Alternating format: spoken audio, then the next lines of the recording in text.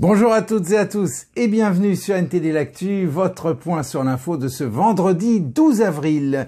Dans quelques instants, nous allons retrouver Anthony qui va nous parler aujourd'hui de l'OMS. Je ne vous en dis pas plus, mais tout d'abord, faisons un tour de l'actualité. En France, à Bordeaux, sur les quais de la Garonne, l'homme qui a attaqué 2 personnes au couteau s'avère être un réfugié afghan qui avait obtenu son statut de réfugié en 2021. Les victimes originaires d'Algérie ont été agressées pour avoir transgressé la loi coranique en buvant de l'alcool. L'une d'elles est décédée tandis que l'autre a été blessée mais n'est plus en danger. L'agresseur a été tué par la police après avoir refusé de lâcher son arme et s'être dirigé vers les agents malgré les sommations d'usage.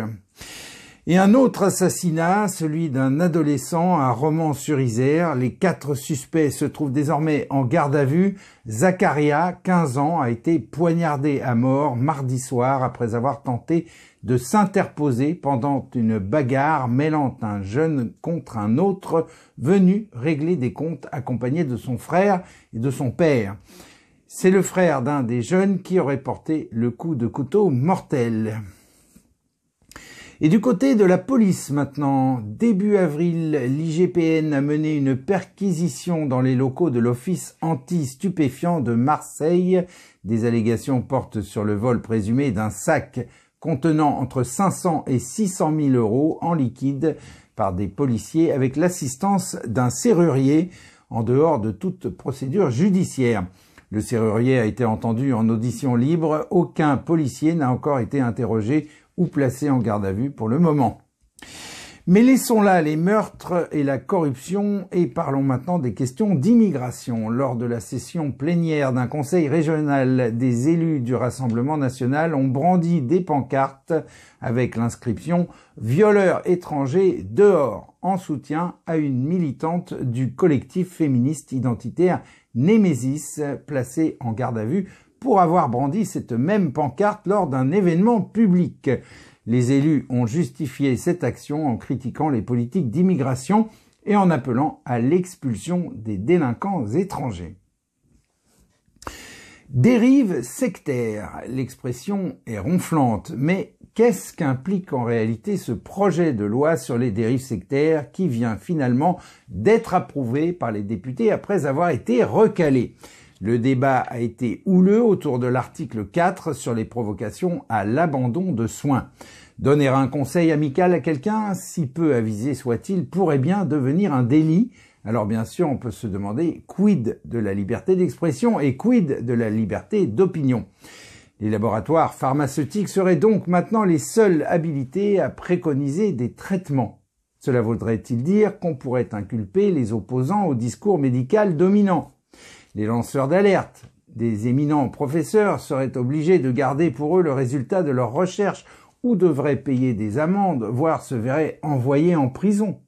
Alors qu'au sein du RN, de LR et de LFI, des députés dénoncent cette disposition comme étant liberticide, le groupe Renaissance, lui, soutient le texte qu'il qualifie même de texte de liberté. Pour reprendre l'expression des agriculteurs, est-ce qu'on ne marche pas encore une fois sur la tête? Le projet de loi doit maintenant passer devant le Conseil constitutionnel. Et il est temps maintenant de retrouver Anthony. Anthony, à vous l'antenne.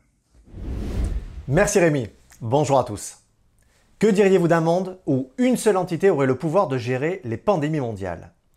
Eh bien, c'est précisément ce que propose l'Organisation mondiale de la santé avec son nouvel accord sur les pandémies. Mais voilà, il y a un hic. Tous les pays membres ne sont pas prêts à signer. Et pour le moment, on peut dire que la proposition suscite le débat. Entre souveraineté nationale et autorité de l'OMS, les cœurs balancent. Mais il va falloir pourtant se positionner car la date limite pour la signature de l'accord approche. Les défenseurs de l'OMS font campagne pour convaincre les pays réticents. Parmi eux, Gordon Brown, ambassadeur de l'OMS et ancien Premier ministre britannique, a salué les efforts de plus de 100 anciens dirigeants mondiaux et autres lauréats de prix Nobel en faveur de la signature de l'accord. Brown a également appelé à une action mondiale pour, je cite, « dénoncer les campagnes de désinformation menées par les théoriciens du complot qui tentent de torpiller l'accord international sur les pandémies ». Mais en face, armé d'arguments solides Et factuel, la résistance est composée de figures crédibles et haut placées. Voici leur point de vue. Un rapport rédigé par un groupe de recherche de l'Université de Leeds au Royaume-Uni et co-signé par le Dr Bell, un médecin de santé publique ayant travaillé pour l'Organisation mondiale de la santé, explique que le risque de pandémie est qualifié par l'OMS de menace existentielle pour l'humanité et est utilisé pour justifier les amendements proposés au règlement sanitaire international et à un nouvel accord juridiquement contraignant sur les pandémies. Mais le rapport souligne également que selon les propres données de l'OMS, il n'a pas été prouvé qu'il soit urgent de donner plus de pouvoir à l'organisation, ni que centraliser la réponse aux pandémies au sein de celle-ci soit bénéfique. Aussi, certains procureurs des États membres ont déposé une pétition, arguant que l'OMS n'a pas pu et ne voulait pas partager les informations en temps voulu et de manière précise pendant la pandémie de Covid-19. Et de nombreux analystes politiques ont affirmé que les actions entreprises par l'Agence des Nations Unies durant le Covid-19 n'ont guère aidé le public et qu'elles ont même pu exacerber la crise. Ils accusent l'OMS d'avoir repris la propagande chinoise plutôt que de communiquer des informations de santé publique. L'OMS, quant à elle, exige des pays qu'ils se conforment à la réglementation, puisque lors du Covid, les pays n'ont pas agi assez vite et qu'il faut donc leur dire quoi faire. En réponse, les critiques reprochent à l'OMS de ne pas avoir expliqué comment elle aurait pu sauver plus de vies, si tant est qu'elle ait eu l'autorité qu'elle réclame aujourd'hui. D'autre part, les accords de l'OMS prévoient aussi que des milliards d'euros lui soient versés par les États membres pour ces nouvelles tâches. L'une d'entre elles serait le développement de l'initiative Une seule santé. Sur le papier, il s'agit d'une approche intégrée et unificatrice qui vise à équilibrer et à optimiser durablement la santé des personnes, des animaux et des écosystèmes. Cette approche pourrait ainsi étendre l'autorité des responsables de la santé à des domaines tels que l'agriculture, la pollution ou encore le changement climatique. Mais pour le moment, la situation reste incertaine. D'un côté, l'opposition rencontrée soulève de multiples questions sur la confiance envers l'OMS. En effet, aux yeux de nombreux acteurs, le bilan de la pandémie de Covid-19 ne joue pas en sa faveur. Tandis que pour d'autres, il est urgent de renforcer la réponse collective aux futures pandémies. Et vous, justement, qu'en pensez-vous? Est-ce que les pays membres de l'OMS doivent céder une partie de leur souveraineté à cette entité? Dites-le nous dans les commentaires, ça nous intéresse. Rémi, à vous l'antenne. Merci Anthony. Et si vous aimez nos émissions, merci de cliquer pour vous abonner et de liker la vidéo. Un petit geste qui pour nous est un grand encouragement. Merci. Et au Vietnam, dans un scandale financier sans précédent, Truong My Lan, la patronne d'un géant de l'immobilier, a été condamnée à mort pour sa participation à une fraude évaluée à 25 milliards d'euros. Accusée d'avoir escroqué des fonds de la Saigon Commercial Bank pendant une décennie, elle a été reconnue coupable de corruption, détournement de fonds et violation de la loi bancaire. La fraude a lésé des milliers d'épargnants et 86 personnes ont été accusées de complicité, dont d'anciens hauts fonctionnaires et dirigeants de banques. Et la présidente de la Commission européenne, Ursula von der Leyen, a été désavouée par les eurodéputés suite à la nomination controversée de leur père à un poste hautement rémunéré au sein de l'exécutif européen. Une nomination qui viserait, selon les critiques, à obtenir du soutien politique de manière illégitime. Une forte majorité des députés du Parlement européen appelle à annuler cette nomination et à lancer une nouvelle procédure.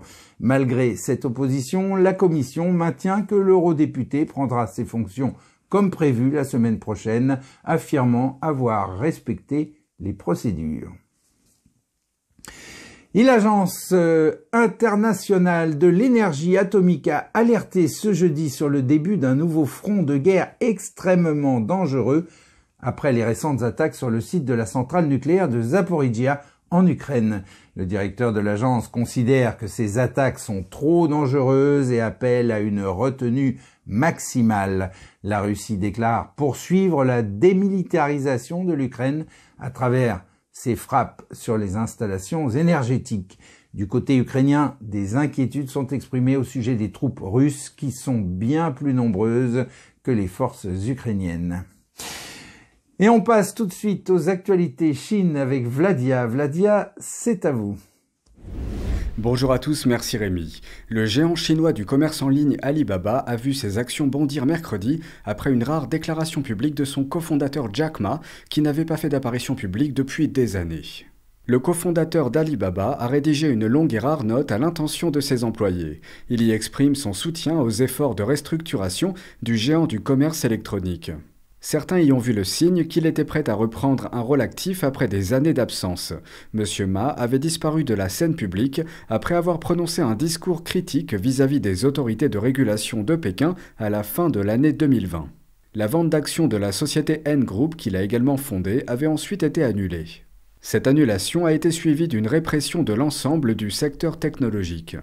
Depuis, Ma a passé une grande partie de son temps à l'étranger, notamment à Tokyo, où il est conférencier invité dans un institut universitaire. L'annonce de son retour survient après beaucoup de changements au sein d'Alibaba. Dans son message interne, Ma a, entre autres, déclaré que l'entreprise devait avoir le courage d'admettre et de corriger ses erreurs passées. Les actions d'Alibaba à Hong Kong ont bondi d'environ 5% mercredi, les investisseurs espérant un retour de Jack Ma. Ensuite, j'attire votre attention sur le témoignage d'un ressortissant chinois qui a immigré aux États-Unis et qui décrit l'idéologie du régime. On l'écoute. Do you think that there are Chinese spies in America? Absolutely. Absolutely, of course. They teach the Chinese people to hate America, you know. Then those high-ranking officials of the Chinese Communist Party send their wives and children to study in America, retire here, play here, live in high-end villas, you know. They even transfer their money to America. Then in China, they instruct the people to hate America, how bad America is, how this and that, fighting here and there. Like what you said about homosexuality, drug use, and so on. Everything bad is attributed to America, while China is portrayed as good. That's how it is. Pour rebondir sur les propos de ce monsieur, en effet, la fille de Xi Jinping a fait ses études aux États-Unis, à Harvard plus précisément, et de nombreux responsables du PCC envoient leurs enfants étudier aux États-Unis. Ils se servent du système libéral américain tout en promouvant des mesures totalitaires en Chine. Et au sujet du début de ses propos, quand il est interrogé sur l'espionnage, voici ce qu'a récemment déclaré un ancien général de l'armée de l'air. Des dizaines de milliers d'hommes en âge de servir dans l'armée ont franchi notre frontière et se trouvent aujourd'hui en Amérique, organisés par groupe et par nationalité. Parmi eux se trouvent des terroristes et des acteurs étatiques, en particulier des membres de l'Armée populaire de libération de la Chine. En ce moment même, des acteurs s'entraînent, élaborent des plans et se procurent des armes en observant nos schémas et en apprenant nos vulnérabilités. C'était un très bref aperçu de la dissidence chinoise et de certaines préoccupations américaines. N'hésitez pas à me dire si vous avez trouvé ça intéressant. C'est tout pour moi, merci à tous, merci Rémi, à lundi. Merci Vladia, et on conclut cette édition avec de nouvelles découvertes sur le site de Pompéi, à côté de Naples. Le parc archéologique de Pompéi a révélé des fresques qui avaient été ensevelies par l'éruption du mont Vésuve en 79 après Jésus-Christ. L'une des œuvres retrouvées représenterait Hélène de Troie, une figure de la mythologie grecque, rencontrant Paris, le prince de Troie. Une autre fresque représenterait le dieu grec Apollon tentant de séduire la prêtresse troyenne Cassandre. Les peintures auraient été exposées à l'origine dans une salle de banquet ayant pour fonction sociale de divertir les invités et les compagnons de table, d'alimenter les conversations et de susciter des réflexions sur la vie. Aujourd'hui encore, les merveilles des temps antiques semblent nous réserver bien des surprises. Il y a 2000 ans, à la suite de l'éruption du Vésuve, 22 hectares ont été recouverts par la cendre, ce qui a permis de conserver de nombreuses fresques. Environ 7 hectares restent encore ensevelis et nous livrent leurs secrets au fur et à mesure de l'avancement des fouilles archéologiques. Ainsi s'achève ce journal. Merci à toutes et à tous de l'avoir suivi. On se retrouve donc lundi à 13 h pour une nouvelle édition de NTD L'Actu. Très bon après-midi, excellent week-end, à lundi.